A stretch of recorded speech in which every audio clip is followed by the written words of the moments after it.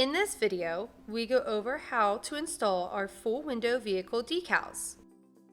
Before starting, check to make sure the weather will be above 60 degrees Fahrenheit. Do not apply the decal if it is below 60 degrees Fahrenheit.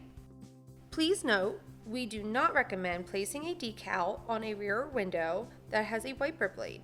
This could cause damage to the decal, or it may rip the decal off. Start off by removing the existing decals from the vehicle's window and clean any dirt and debris off the entire window.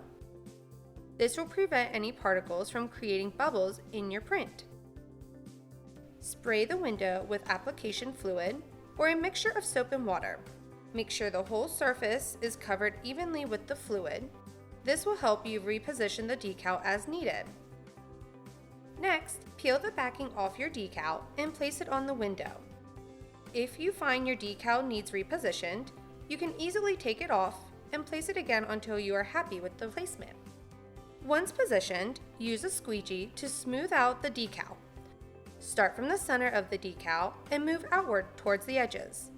This will help remove air bubbles and excess fluid under the decal. With the decal applied to the window, grab a razor blade to cut off extra material that goes past the window's surface. Slowly cut the extra material off, making sure not to scratch the window or the paint. If you have a few centimeters of material left, you may go back to cut it again or use the squeegee to help stick the material around the window gap. When the extra material is removed, go back one more time with the squeegee and smooth out the decal again. Make sure all air bubbles and excess fluid are removed from behind the decal. Allow the window to dry out before driving the vehicle. Your vehicle decal is now installed.